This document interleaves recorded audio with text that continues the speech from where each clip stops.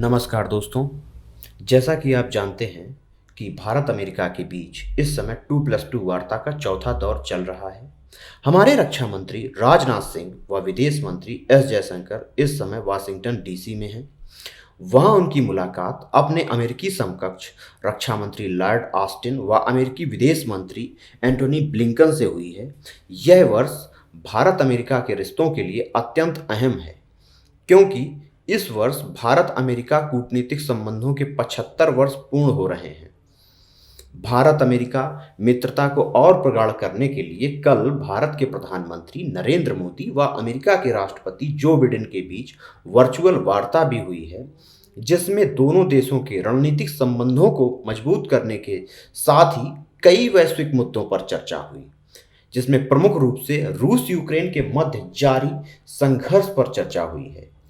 जहां एक ओर अमेरिकी राष्ट्रपति जो बिडेन ने यूक्रेन में भारत के द्वारा किए जा रहे मानवीय प्रयासों की सराहना की है, वहीं भारतीय प्रधानमंत्री नरेंद्र मोदी ने कहा कि भारत बूचा शहर में हुए नरसंहार की कड़े शब्दों में निंदा करता है और भारत बूचा में हुए इस नरसंहार की निष्पक्ष जांच की भी मांग करता है।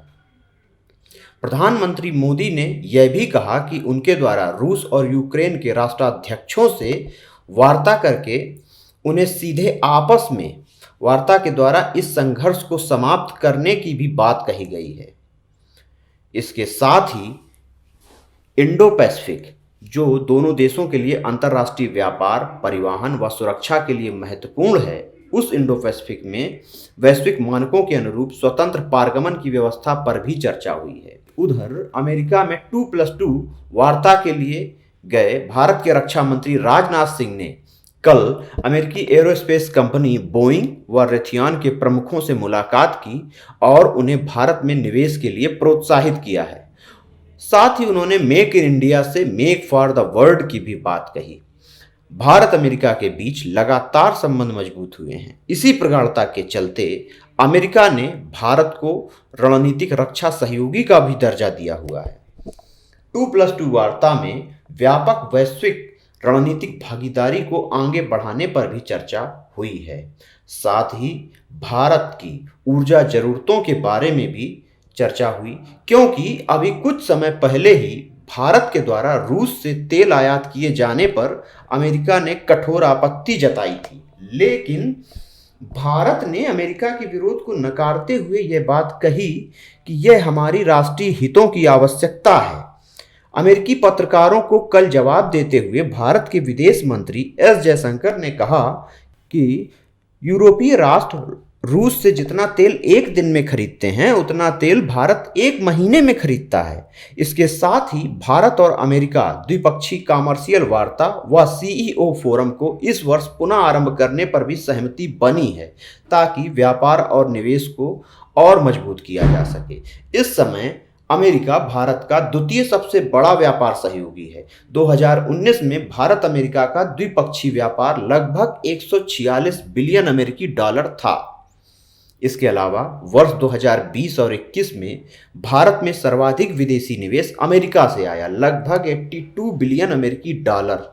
अतः व्यापार और निवेश बढ़ने की पूरी संभावना है।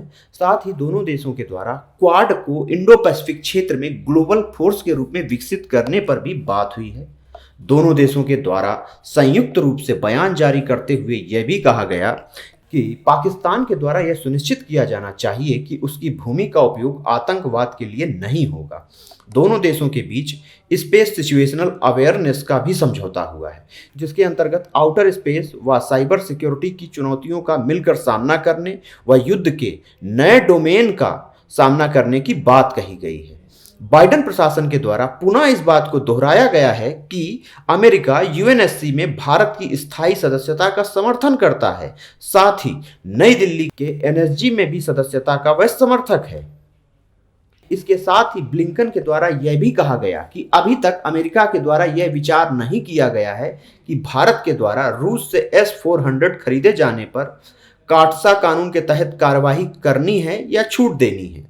अमेरिका ने भारत को चीन की आक्रामक नीतियों से भी चेताया है, लेकिन इस समय इस मुद्दे को उठाने का उद्देश्य भारत को ब्रिक्स पेमेंट सिस्टम में रोकना है इसके अलावा कोविड-19, सप्लाई चेन, क्लाइमेट एक्शन, मानवाधिकार, श्रीलंका में उपजे आर्थिक संकट व पाकिस्तान के राजनीतिक उठापटक आदि मुद्दों पर भी चर्चा हुई है।